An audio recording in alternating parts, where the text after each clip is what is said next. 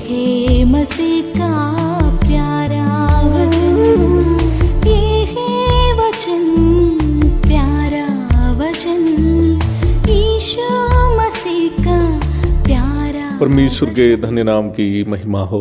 प्रभात मनन के सत्र 1633 में आप सभी का बहुत ही विनम्रता के साथ स्वागत करता हूं। आइए आज के मनन के लिए हम पढ़ते हैं तीतुस अध्याय 1 पद 4। तीतुस के नाम जो विश्वास की सहभागिता के विचार से मेरा सच्चा पुत्र है। हम इस बात को अवश्य जानते हैं कि तीमुथियुस, तीतुस आदि शिष्यों को पौलुस अपने पुत्र के समान मानते थे। प्रारंभ में पढ़ी गई पद में पौलुस पुनः तीतुस को ये याद दिला रहा है कि वो उनको अपना सच्चा पुत्र मानते हैं। इस पत्री की रचना के लगभग 2000 वर्ष के बाद पौलुस के इस बयान की ओर जब हम देखते हैं तो हमें इस बयान में खास कोई खासियत दिखाई देने की संभावना नहीं है। लेकिन यदि हम 2000 वर्ष पीछे की ओर जाएं और उस जमाने की परिप्रेक्ष्य में जिसमें पौलुस, तीतुस आदि लोग जीवित थे, इस बयान की ओर ध्यान देंगे तो हमें एक बात समझ में आ जाएगी कि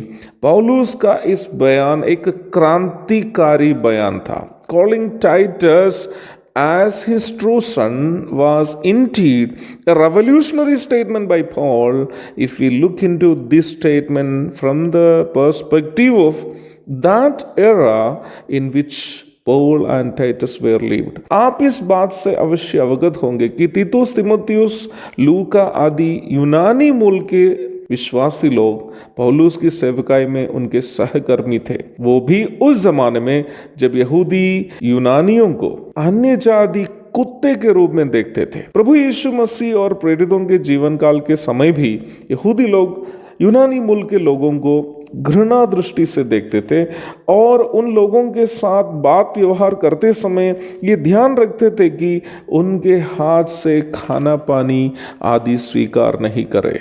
यूनानी मूल के कुरनेलियुस एक बड़ा सैनिक अफसर होने के बावजूद भी पतरस को उनके घर तक भेजने के लिए परमेश्वर को 3 बार दर्शन दिखाना पड़ा पतरस को।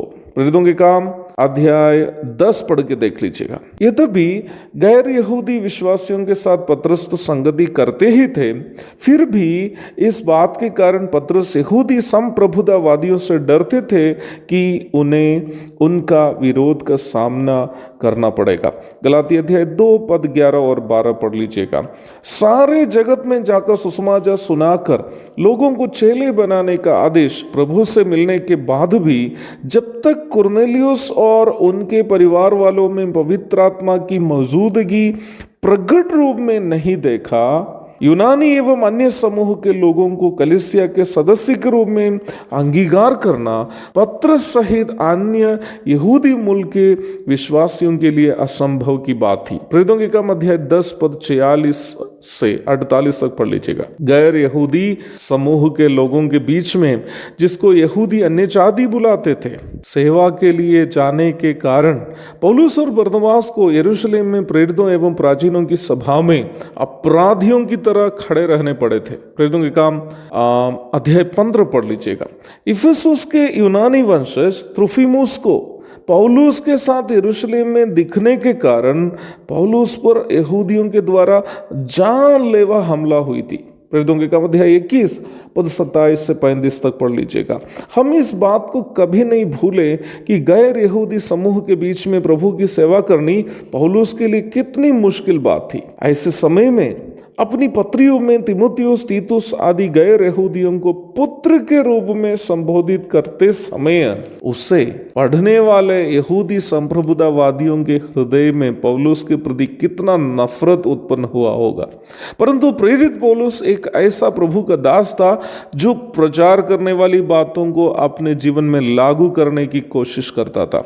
उन्होंने कुरिन्थियों को सिखाया, पवित्र आत्मा के बपतिस्मा के द्वारा हर एक उद्धार प्राप्त विश्वासी यीशु मसीह के आत्मिक देह के अंग है। पहला कुरिन्ती अध्याय 12 पद 12 से 27 तक उन्होंने इफिसियों को सिखाया कि मेल के बंधन में आत्मा की एकता रखने का यत्न करो। इफिसी 4:3 उन्होंने गलातियों को सिखाया कि तुम सब उस विश्वास के कारण, विश्वास के द्वारा जो मसीह यीशु पर है, परमेश्वर की संतान हो।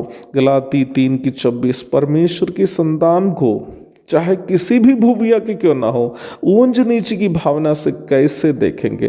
पौलुस सभी विश्वासियों को, वो चाहे कोई भी भूमिका से क्यों ना हो, परमेश्वर की संतान और अपने भाई बहन समझते थे।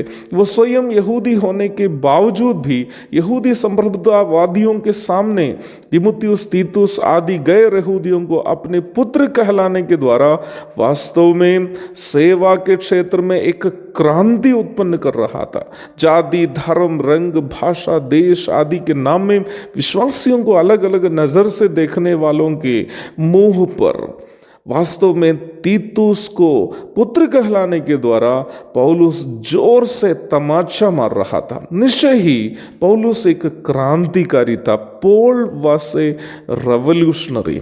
हर एक विश्वासी और हर एक प्रचारक को अपने अपने क्षेत्र में जहाँ प्रभु उनको रखा है एक क्रांतिकारी बनना है। बुराइयों के खिलाफ, चाहे वो कलीसिया के अंदर की हो चाहे बाहर की हो, बुराइयों के खिलाफ आवाज उठाने वाला क्रांतिकारी बनना चाहिए हर एक विश्वासी और हर एक प्रभु के दास को। प्रभु के दास हो या विश्वासी, मसीही लोग कभी डरपोक नहीं होना चाहिए। Every Christian must be a revolutionary. हर एक विश्वासी को, हर एक मसीही विश्वासी को एक क्रांतिकारी बनना है जैसे पौलुस था। एक और धन्य दिन की शुभकामनाओं के साथ आज का मनन मैं यहाँ समाप्त करता हूँ। प्रभु आप सबको आशीष दे कि आप एक क्रांतिकारी बने, अपने क्षेत्र में बुराइयों के खिलाफ आवाज उठाने वाला एक क्रांतिकारी। मारानाथा।